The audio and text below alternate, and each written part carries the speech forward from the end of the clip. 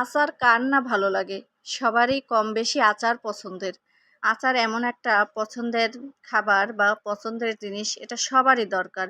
যেমন ভর্তায় আচার লাগে, তারপর আপনারা যদি খিচুড়ি খেতে চান, এই যে বর্ষাকাল, বর্ষাকালে খিচুড়ি খেতে এই যে কাঁচা আমের টক ঝাল মিষ্টি যে আচারটা, এটা খুবই জনপ্রিয় মানুষের কাছে। এটা খুবই পছন্দ করে, সবাই কম বেশি পছন্দ করে। জনপ্রিয় একটি আচার রেসিপি নিয়ে আপনাদের সামনে আজকে হাজির হয়েছি। আমার ভিডিওটি সম্পূর্ণ দেখতে থাকুন, কোনো প্রকার স্কিপ করবেন না, তাহলে অনেক টিপস আছে সেগুলো জানতে পারবেন না।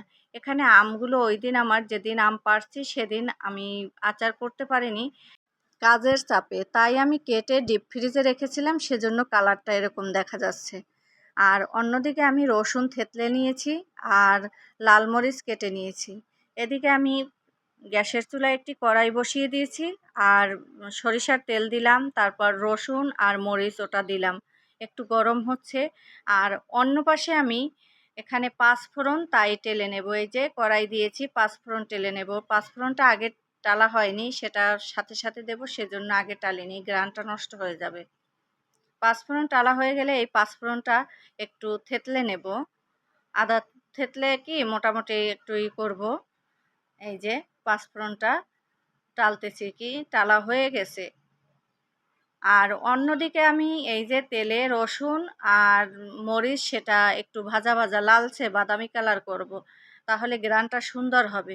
সেই জন্য এখানে সরিষার তেল ইউজ করেছি। আচারে সবসময় আপনারা সরিষার তেল ইউজ করবেন। আচারে অন্য কোনো তেল দেওয়ার চেয়ে সরিষার তেলটা দেওয়াই ভালো।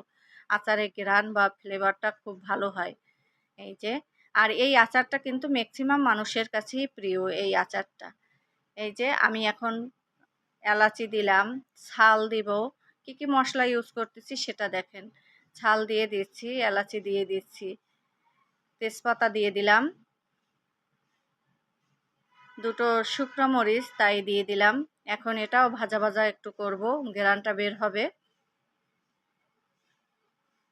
এই যে আমটা আগে কেটে রেখেছিলাম, সেই আমটা সম্পূর্ণ আমটা এর ভিতর দিয়ে দিলাম। এই যে পাশে দেখেন তেলটা উঠে গেছে, একবারে ছেড়ে দিয়েছি তো তেল দেখে আগুনটা উপরে উঠে গেছে। এখন এই আমগুলো ভালোভাবে নেড়ে চেড়ে নাড়তে থাকবো। ভালোভাবে নাড়ার পর আমগুলো এই যে কাটা কাটা যেটা, ওটা ঠিক হয়ে যাবে, গলে একদম মিহি হয়ে যাবে। এই যে নাড়তে নাড়তে দেখবেন আমটা পুরো সিদ্ধ হয়ে গেছে। এই যে, আর এদিকে আমি ওই যে পাঁচফোড়নটা টেলে রেখেছিলাম সেটা থেতলে নিচ্ছি।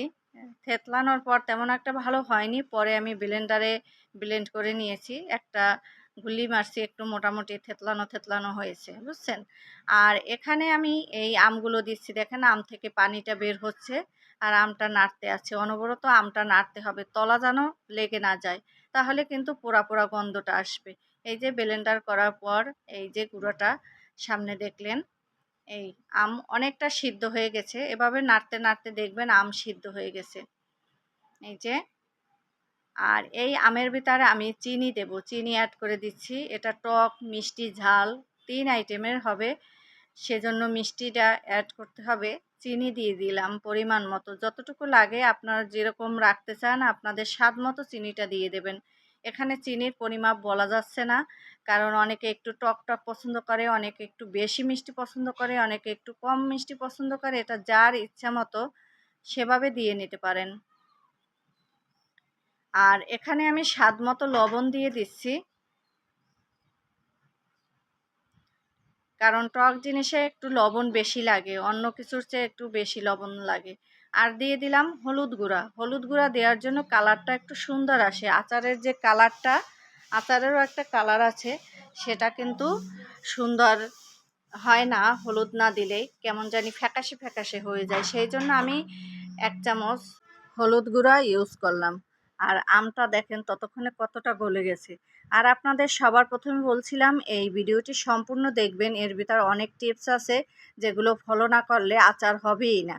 এখানে আচার ভালো রাখার জন্য কিন্তু ভিনেগার দিতে হয়, সেই ভিনেগারটা না দিলে কিন্তু আচার ভালো থাকে না, নষ্ট হয়ে যায় 1 সপ্তাহের ভিতরে। সেই জন্য বলছি এর সাথে কিন্তু ভিনেগার অ্যাড করতে হবে। সেই ভিনেগারটা কখন অ্যাড করি সেটা একটু আপনাদের দেখাবো, সেটা সেই সময় আপনারা অ্যাড করে নেবেন, আগেই ভিনেগার অ্যাড করা যাবে না। এখানে লবণের পরিমাণ একটু কম হয়েছে। তাই আমি আবার একটু লবণ দিয়ে দিলাম। এই যে অনেকটা পানি টেনে গেছে আমের। এখন লালচে, লালচে হয়ে গেছে। চিনিও একটু কম হয়েছিল। তাই আবার চিনি অ্যাড করে দিয়েছি। এই যে কালারটা এখন দেখেন কত সুন্দর হয়েছে। অনবরত নাড়তে হবে, তলা যেন কোনোভাবেই লেগে না যায়। আরও একটু চিনি দিলাম। চিনি দিয়ে নাড়তেছিলাম। অনবরত নাড়তে হবে। এখন আবারও একটু চিনি দিলাম। চিনি কম হয়েছে সেই জন্য। আর আমি এই আচারটা ভালো রাখার জন্য ভিনেগার ইউজ করব। ভিনেগার না দিলে আচার ভালো থাকে না। দেখা গেল সপ্তাহখানেকের ভিতরে কেমন একটা হয়ে যায়, গন্ধ হয়ে যায়, একটা ভাবসাব কেমন লাগে। সেই জন্য সবসময় ভিনেগার দিবেন। ভিনেগার দিলে আচার যতদিন মন চায় রাখতে পারবেন। ১ বছরও করে রাখতে পারবেন।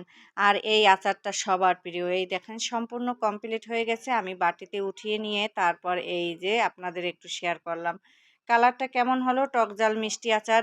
সবাই ভালো থাকবেন। আর আমার এই ভিডিওতে ভয়েস দিতে গিয়ে যদি কোনো প্রকার ভুল হয়ে থাকে ক্ষমা সুন্দর দৃষ্টিতে দেখবেন। আর আমার সাথে থাকবেন, চ্যানেলটি সাবস্ক্রাইব করে আমার সাথে থাকবেন সবাই। নিত্য নতুন ভিডিও পেতে হলে আমার চ্যানেলটি সাবস্ক্রাইব করে বেল বাটনে ক্লিক করে রাখবেন। যখন আমি নতুন কোনো ভিডিও আপলোড দেব বা লাইভে আসব, সাথে সাথে আপনারা নোটিফিকেশন পেয়ে যাবেন। দেখেন আচারের কালারটা কত সুন্দর হয়েছে। দেখতেও ভালো লাগে, দেখেই মনে হয় যেন খেয়ে নেব। চেয়েছিলাম যে যখন আমি বাটাটায় তুলবো তখন আপনাদের সাথে ভিডিও করব, কিন্তু তা আর পারিনি। সবাই ভালো থাকবেন, সুস্থ থাকবেন। আল্লাহ হাফেজ।